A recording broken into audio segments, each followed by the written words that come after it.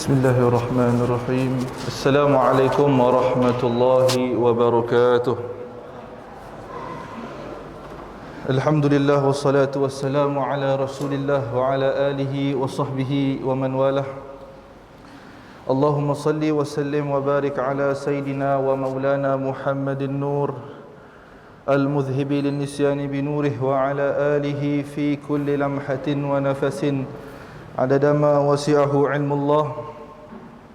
Nawaina ta'alluma wa ta'lim wa tadhakkura wa tadhkir wa naf'a wal intifa' wal ifadata wal istifadah wal hatha 'ala at-tamassuki bi kitabillah wa sunnati rasulih wa du'a'a ila al-huda wa dalalata 'ala al-khair wa ibtigha'a wajhillah wa mardatihi wa qurbih wa thawabih subhanahu wa ta'ala.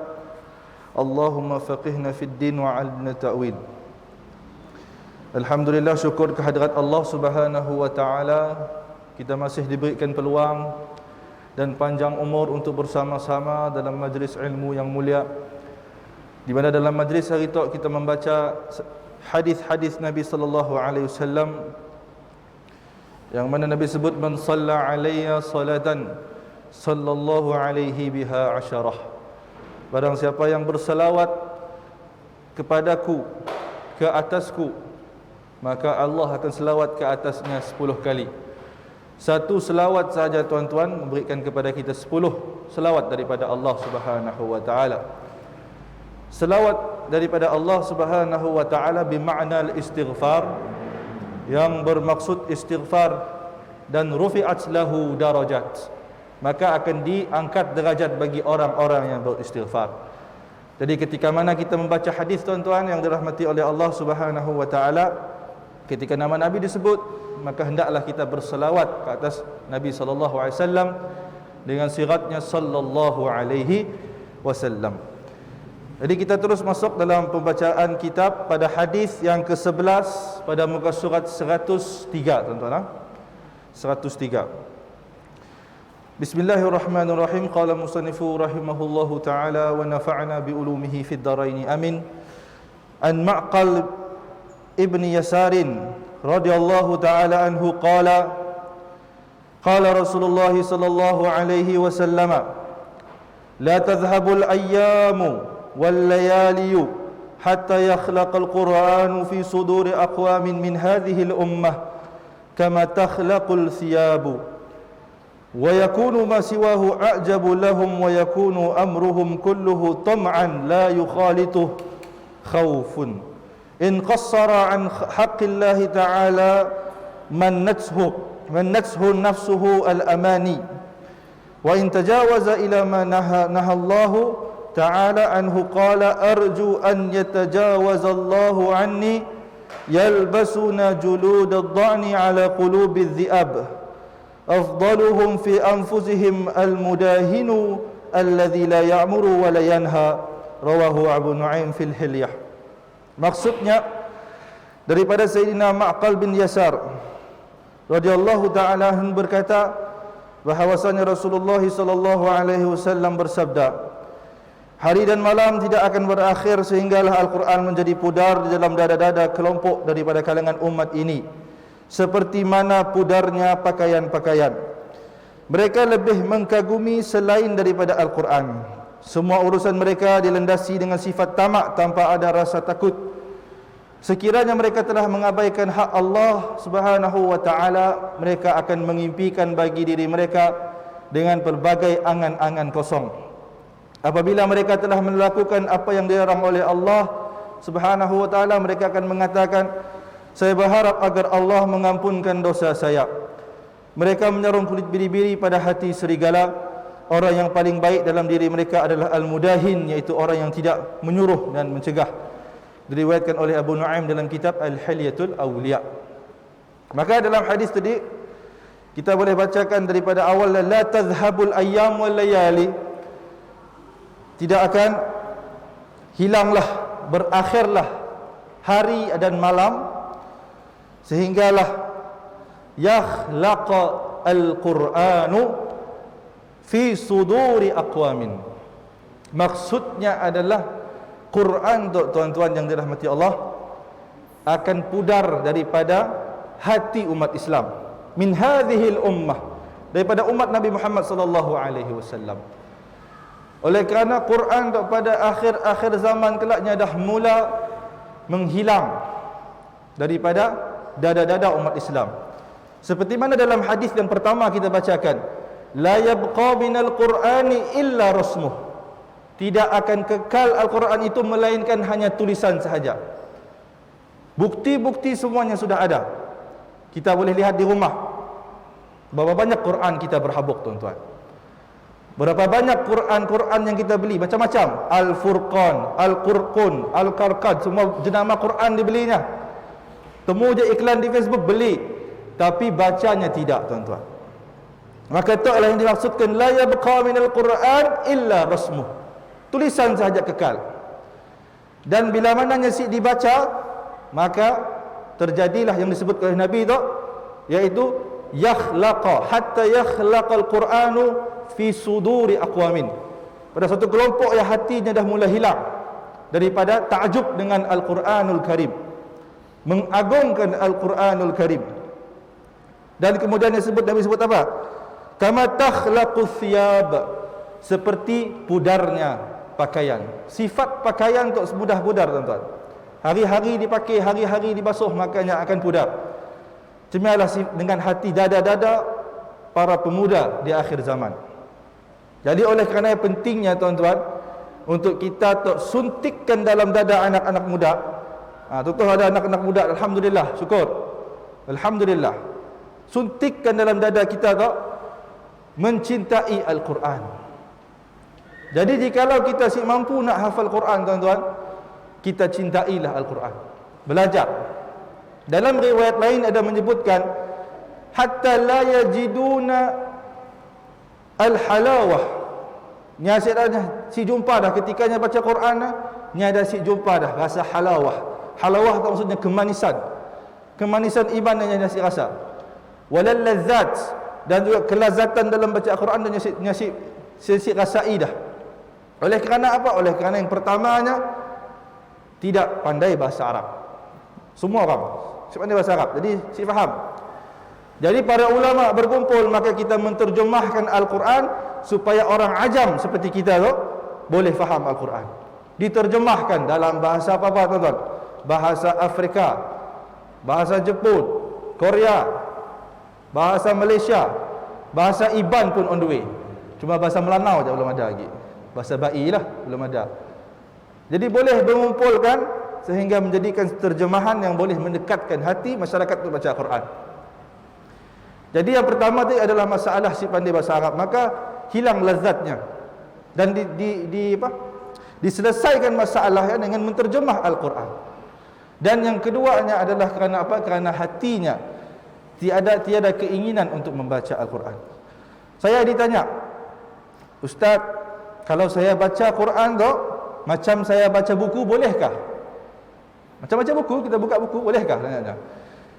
Saya kata, perbuatan tersebut tidak dilarang dalam Islam. Boleh. Kita beri je bukunya, baca-baca komik, tapi rugi untuk umat Islam. Sebab Nabi sebut apa? Man qara'a harfan min kitabillah falahu hasanah wal hasanatu bi asyri amsalihah.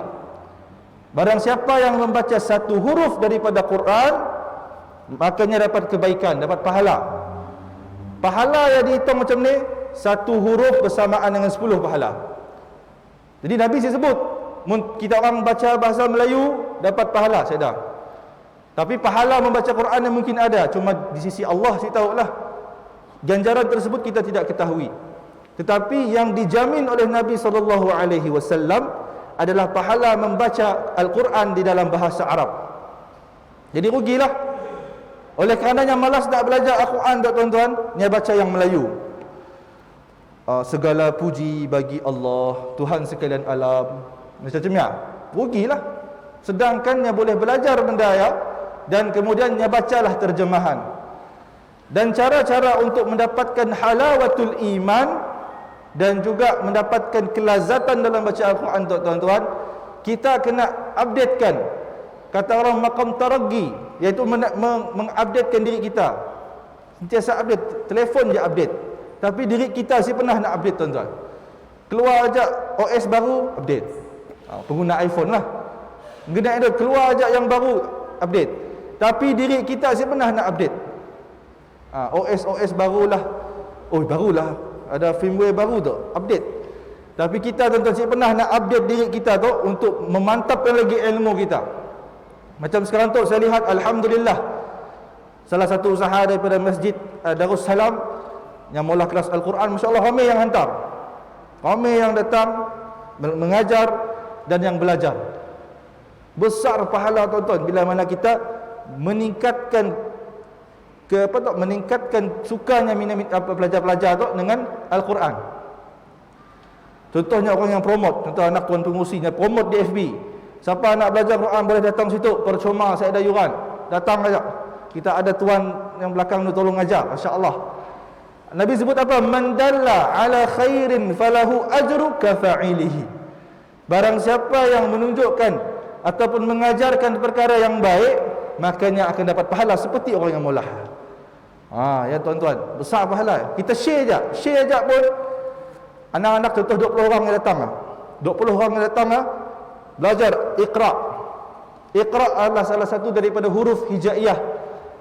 Huruf hijaiyah itu adalah huruf Al-Quran.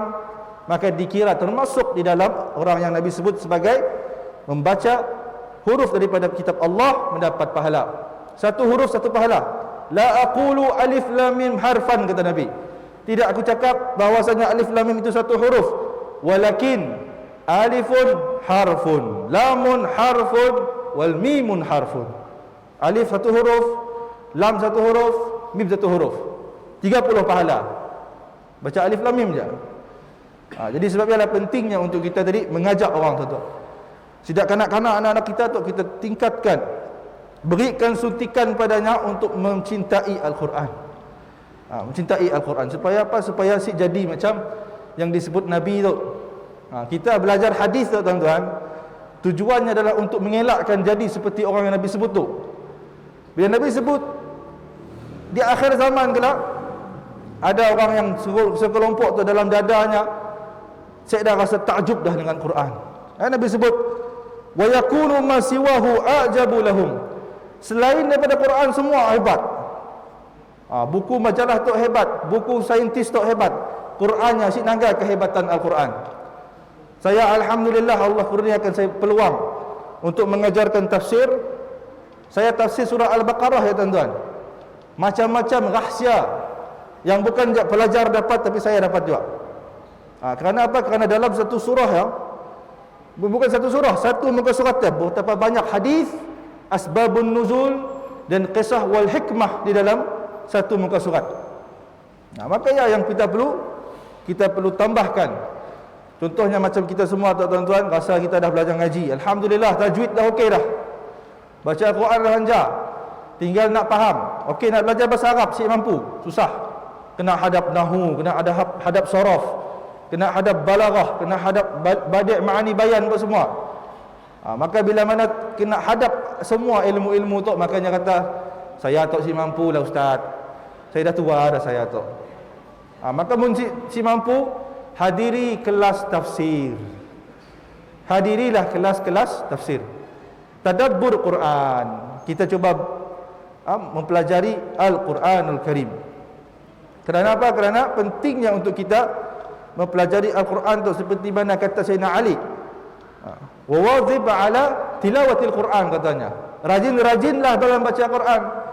Kerana apa? Dalam Quran tu ada apa? Ada sikit sifatnya iksir wa yasrah al-qulub wa syarh qulub. Yang menembus ke dalam hati kita dan yang akan melapangkan dada kita. Cuma salah satu sebab kenapa orang-orang yang di akhir zaman tu saya dah rasa ta'zim dengan Al-Quran. Kerana apa? Kerana jauhnya daripada masjid yang utamanya, jauh daripada dengar kuliah, jauh daripada pengajian Islam. Maka yang lebihnya baca adalah newspaper, baca novel. Novel dia dapat khatam. Ajib. Ada seorang perempuan tu, saya tanya dengan dia, bila dia baca novel tu, satu novel dia tebal 800 muka surat. Dia dapat khatam 2 bulan. Quran setahun mesti khatam. Nampak perbezaan di mana takjubnya seseorang terhadap selain Quran. Selain Quran. Sedangkan Al-Quran lebih kurang ada 600 muka surat. Ada 100 berapa? 111, 113 atau 112 surah yang ada dalam Quran. Susah mau baca. Susah mau baca kerana apa? Takjubnya kepada buku-buku selain daripada Al-Quran. Ya, yang kita perlu sebenarnya untuk menyuntikkan dalam dada anak-anak yang masih kecil, cintai Al-Quran. Kadang-kadang tok je pembunuh, tuan-tuan. Telefon lebih nangga YouTube daripada baca Al-Quran. Mun kita si faham Quran siapa? Hadir kelas-kelas mengajar tafsir. At least lah kita baca, tuan-tuan, yang paling penting lah juzuk amma daripada surah An-Naba sehingga surah Al-Ikhlas. Kita baca tafsir dan tadabbur surah tersebut. Kita hadir kelas, kita anjurkan. Daripada usaha masjid adalah untuk meningkatkan kesedaran tentang mencintai Al-Quran. Contohnya perbuatan ulama-ulama Melayu, tuan-tuan. Ulama Melayu nya tahu masyarakat Melayu tu Nusantara tu dah mula jauh dari Quran. Jauh dengan Quran, maka susah nak baca Quran. Maka ulama-ulama kita pola satu amalan yang ada sandaran hadisnya dengan baca Yasin malam Jumaat. Ialah surah yang ada mudah dibaca. Walaupun daripada sudut kesahihan hadis, surah Kahfi lebih afdal. Kalau sudut kesahihan hadis Yasin dhaif. Riwayat Imam Abu Daud dalam Fadail Quran. Tapi nya dhaif. Dhaif tu lemah, sahih tu lebih kuat. Tapi masalahnya para ulama kita dulu bijaksana. Nya bukan masalah hadis sebenarnya, tapi nya masalah setempat. Masalah orang kita tu. Okey, mun kita pola lah bacaan Kahfi malam Jumaat tu. Cuba tukar. Malam Jumaat tu Kahfi. Berapa kerat datang, tuan-tuan? Tak imam seorang je baca. Alhamdulillahilladzi anzala ala. Ni seorang je baca. Yang lain semua pulang. Panjang gila malam tu Jadilah pulang. Jadi ulama memilihkan Yasin, di mana Yasin tu dah menjadi satu surah yang lazim dibaca bagi seluruh masyarakat Nusantara. Maka ulama pilihlah surah Yasin. Surah Yasin kerana ada surah Yasin yang mengatakan dalam hadis riwayat Abi Daud, mafhumnya lebih kurang, barang siapa yang membaca surah Yasin dan surah Saffat pada malam Jumaat dan wasalu ala Allah tu'tah. Dan bila kalanya minta kepada Allah, Allah beri. Kabulkan permintaannya pada malam tersebut. Ya, salah satu hadis adalah yang dhaif. Jadi ulama memilih baca Yasin kemudian baca tahlil arwah. Untuk apa? Untuk meringankan at least lah masyarakat kita tak baca Quran. At least dia baca Quran Yasin. At least. Jadinya hidupkan dengan malam Jumaat tak baca Quran. Daripadanya si baca Quran langsung, tuan-tuan, yang hidupkan malam Jumaat tak. Dengan dihidangkan budaya, dihidangkan makanan apa semua. Tapi inisiatifnya pihak masjid, pihak masjid boleh fikirkanlah. Contohnya macam saya imam di Taqwa kan. Jadi saya lihat At-Taqwa pun cara saya berkongsi ya. At-Taqwa pada malam Jumaatnya boleh bacaan Yasin dan tahlil.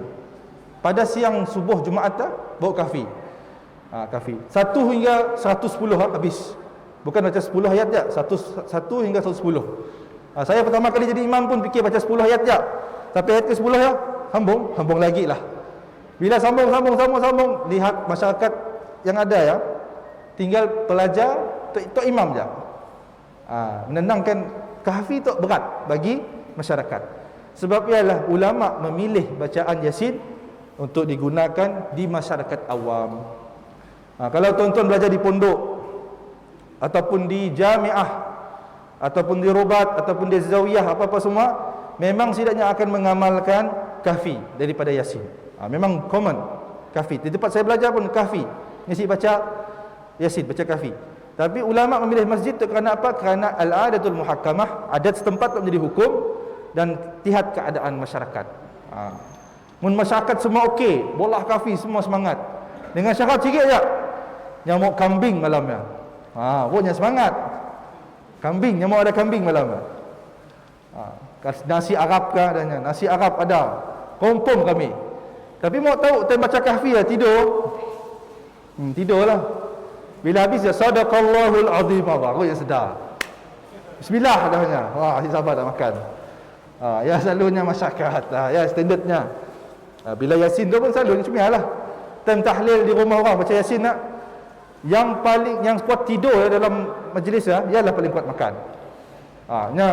Buka Yasin tapi dia tidur. Bila sadaqallahul azim dia, insya-Allah, masya-Allah. Makan. Nya paling dulu makan. Nombor 1. Paling semangatlah. Jadi kena hidupkanlah Al-Quran sebenarnya.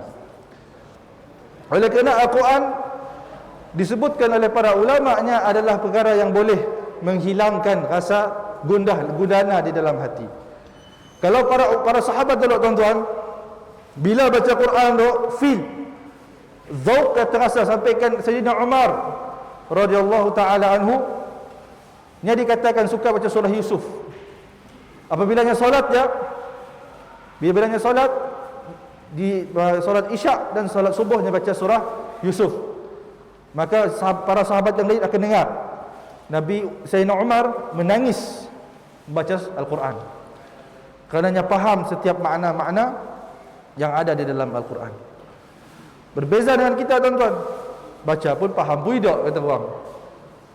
Bila si faham, apa maksud kita pula? Belajarlah. Belajar. Jadi kerana apa pentingnya untuk kita ada rasa cinta pada Quran? Kerana Quran tu kata Nabi SAW, yang pertamanya sebutkan wal Quranu hujjatun laka wa hujjatun alaika.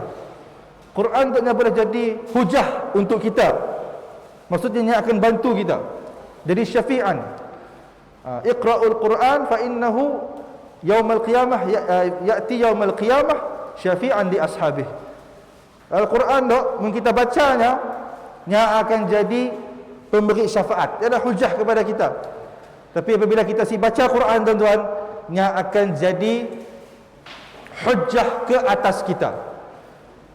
Contohnya Quran yang kelak di akhirat akan sebut, ya Allah, si fulan ini beli Quran banyak-banyak tuan, ya Allah, tapi diletaknya di almari selama berpuluh-puluh tahun saya dibaca, ya Allah. Laknatlah dia, ya Allah. Kena laknat kita oleh Quran. Kenapa? Kerana kita bacanya. Sampai ada Nabi sebut hujjatun alaika, akan hujah ke atas engkau. Sampai kita kena hati-hati bila kita ada Al-Quran kena baca tuan-tuan. Dalam hadis Nabi sebut, bila kita baca Quran tu at least baca 10 ayat pun tuan-tuan, cukup. Cukup tak, bukan maksudnya baguslah, bukan bagus. Ya kira dah nyawa-nyawa ikan dah 10 ayat dah. Kalau boleh bacalah satu muka surat tuan-tuan. Paling kurang pun satu muka surat bacalah Quran. Dan Nabi sebut dalam hadis, man qara'a 10 ayat minal Quran lam yaktub minal ghafilin. Lam yuktab minal ghafilin. Kalau siapa yang membaca 10 ayat daripada Quran, maka namanya tidak akan tertulis di dalam nama-nama orang yang lalai. Nama orang yang ghafilin tu, orang yang lalai dan lara. Maka hatinya akan sentiasa ingat pada Allah Subhanahu wa taala. Sampai para ulama sebut apa? Apabila idza tahural qalbu, apabila bersihnya hati seseorang tu, lam yashba min qiraatil Quran. Nya si akan pernah rasa puas dengan baca Al-Quran. Kalau kita baca satu muka aja dah penat dah. Lama aja bila nak habis tak? Bila nak habis tak? Berbeza dengan orang yang hatinya suci tuan-tuan. Kalau orang hatinya suci tu, nya si akan pernah rasa puas dengan Al-Quran. Ada seorang jamaah lah, saya kagum dengan beliau tuan-tuan. Beliau tak orang biasa, bekerja biasa macam tuan-tuan, bukan seorang ustaz, bukan pelajar agama. Apa yang membuat saya kagum dengan beliau, beliau tu selalu membaca Al-Quran, hari-hari baca Al-Quran, dan banyak hafal surah. Bila mananya selalu baca Quran tu, dia dilantik jadi imam. Dia dilantik jadi imam, surah As-Sajdah dia hafal. Hebat. Hebat tuan-tuan, orang biasa hafal surah As-Sajdah. Ketika saya salah bacanya tu dia betulkan. Sampai kan saya ada keliru satu ayat dalam surah As-Sajdah, saya dibetulkan oleh beliau. Beliau tu orang biasa tuan-tuan. Saya kagum dengan beliau tu sebab apa? Sebab dia orang biasa yang bekerja hari-hari macam biasa, office hour, Tapi amalannya yang saya selalu lihat adalah selepas subuhnya akan mengulang Al-Quran. Dia akan mengulangkan Al-Qurannya. Juzuk amma daripada surah An-Naba sehingga Ad-Duhanya hafal. Surah An-Naba juzuk 30 semua yang hafal. Orang biasa. Kalau level-level ustaz, saya akan disuruh menghafal. Kalau yang alim lah, pengajian alim disuruh hafal 5 juzuk je tuan-tuan. Juzuk amma, juzuk 29, juzuk 1, 2, 3. Juzuk 1, juzuk 2, juzuk mukhtar. Mukhtar tok surah pilihan. Tok yang selalu pengajian alim akan baca. Kalau tahfiz hafal semualah, bergantung dengan yang pun kemampuan. Jadi 5 juzuk. Sehingga kan saya kagumlah dengan orang biasa boleh menghafal juzuk 30 tu hebat. Juzuk 29 punya hafal. Saya kata masya-Allah tabarakallah. Saya lihat amalannya hanyalah dengan membaca Al-Quran selepas subuh, dia akan duduk di tiang, dia baca Al-Quran. Dia baca kemudian dia mengulang Al-Qurannya. Maka itu adalah satu perbuatan yang saya kagum.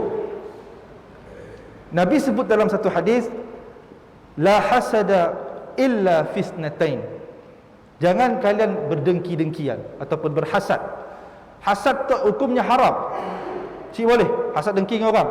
Tapi Nabi beri hasad tu dua yang dibolehkan katanya. Rajulun atahu Allahu bil Quran. Seorang laki-laki yang mendekatkan dirinya kepada Allah dengan Quran. Wa yaqumu fil laili wan nahar. Kemudian dia membaca Al-Quran tu ketika siang dan malam, dia baca Al-Quran. Orang macam tu kita orang boleh cemburu, kata Nabi. Cemburu dengannya. Cemburu janganlah tuan-tuan pukulnya. Kau tu rajin gila baca Quran dah. Tumbuk.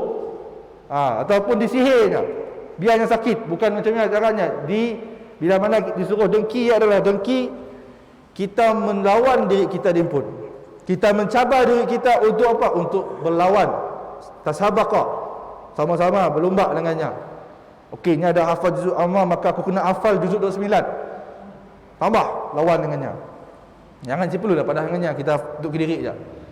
Kaya jangan niat kita untuk menunjukkannya. Bok, aku dah hafal juzuk 29. Jangan macam ni tuan-tuan. Jangan. Jadi kita baca sendiri jelah. Sama-sama tapi jadi ataupun mengajak sama-sama untuk berlomba dalam baca Quran. Perkara yang baik. Orang kata perlombaan yang sihatlah. Sama-sama geng. Jangan kita bolah benda jahit. Tapi yang penting kita menghafal Al-Quran tu, berebut. Yang kedua adalah rajulun atahu Allahu bimal. Yang kedua adalah seorang laki-laki yang mendekatkan dirinya kepada Allah dengan banyak sedekah. Atau kita kena cemburu dengannya, hasad dengannya. Kita kena ingat bila kita sedekah. Bila last kita sedekah? Ni ada sedekah 100. Tambah kita sikit 110. Sudah kalah tak? 110. Ni sedekah 1000. Alah cukup duit tak ada. Sedekah ni yang mampulah. Yang penting jangan putus sedekah tuan-tuan. Jangan putus bersedekah. Kita boleh berhasad dengannya. Berhasad maksudnya kita berlomba dalam amalan. Itu perbuatan para sahabat, berhasad dalam beramal. Bukan berhasad dengki dengan harta. Berhasad dengki dengan harta yang diharamkan dalam Islam. Lihat seorang jadi kaya, kita dengki dengannya. Kita mula jajar cerita yang buruk tentangnya. Maka itu adalah akhlak yang si bagus. Akhlak yang tidak baik. Kalau kita lihat para salafun salih, kita lihat Imam Abu Hanifah lah tuan-tuan. Imam Abu Hanifah rahimahullahu ta'ala, pendiri mazhab Hanafi. Anak murid beliau mengatakan apa? Abdullah bin Mubarak. Yang mana saya melihat Imam Abu Hanifah ini pada bulan Ramadan, nya khatam sebanyak 60 kali pada malam hari, siang hari 60 kali. Bayangkan tuan, dalam sehari nya khatam kan, sehari dua kali lah, salah. Sehari 2 kali khatam. Maksudnya dalam sebulan Ramadan malam 60 kali, siang 60 kali. Besar sebulan. Maksudnya 120 kali lah. 120 kalinya khatam di bulan Ramadan. Khatam kulluhu, seluruh Al-Quran. Bukannya baca qul huwallahu 3 kali je. Qul huwallahu ahad, Allahu samad 3 kali je. Dah khatam dah. Bukan macam ni. Dia baca seluruh Al-Quran. Oleh kerana Imam Abu Hanifah tu, dia menghidupkan malamnya dengan Al-Quran. Satu rakaat tanya hidup tanya baca seluruh Al-Quran. Dia rasa lazatnya Al-Quran. Lazat. Sila para ulama salafus soleh dulu, dia rasa lazat dengan Al-Quran. Dia faham makna Al-Quran. Imam Syafi'i pun sama juga. Dikatakan bila bulan Ramadan, bulan biasa tuan-tuan, sehari sekali khatam. Sehari sekali khatam tuan-tuan. Imam Syafi'i diriwayatkan kisahnya sehari sekali khatam. Sehingga kan ada satu kisah ketika Imam Syafi'i menziarahi Imam Ahmad bin Hanbal. Imam Ahmad bin Hanbal tu anak murid kepada Imam Syafi'i. Jadi Imam Syafi'i tu tidurlah di rumah Imam Ahmad bin Hanbal. Bilanya tidur di rumah Imam Ahmad bin Hanbal, Imam Ahmad bin Hanbal terkenal dengan sifatnya yang suka solat malam. Dia suka solat malam, tahajud.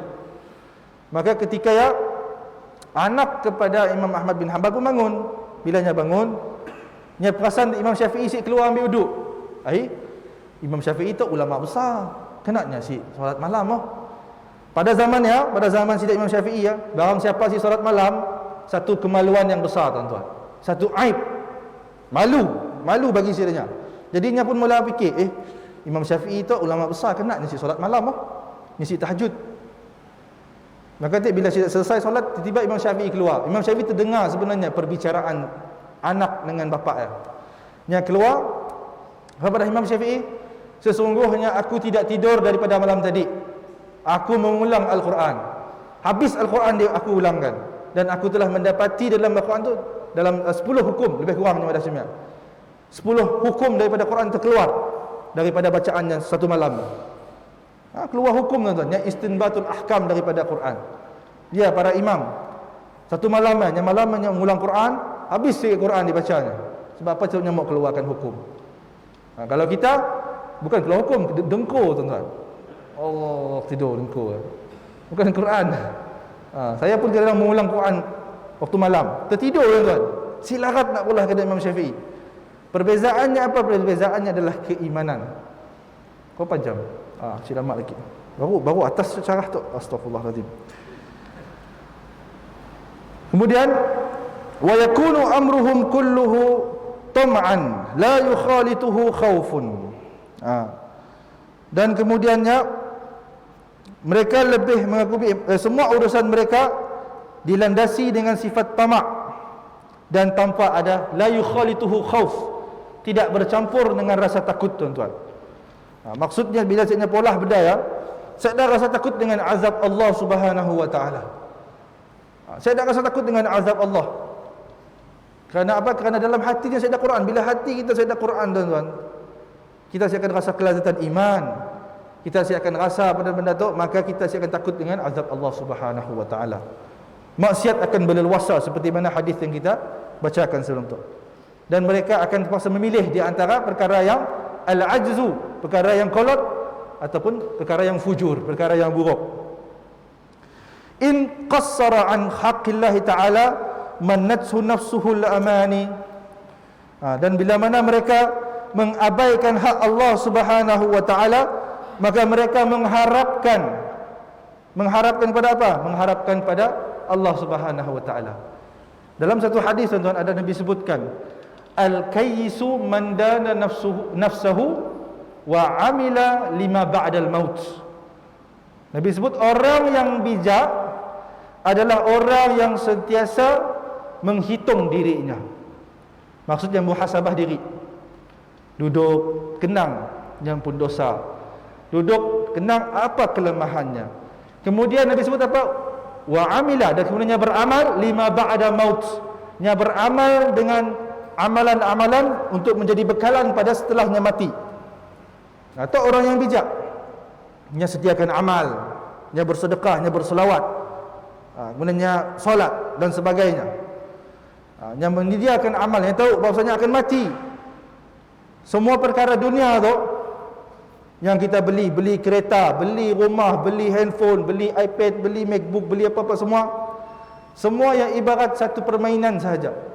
Dalam Quran sebut apa? Wamal hayatud dunya illa mata'ul ghurur.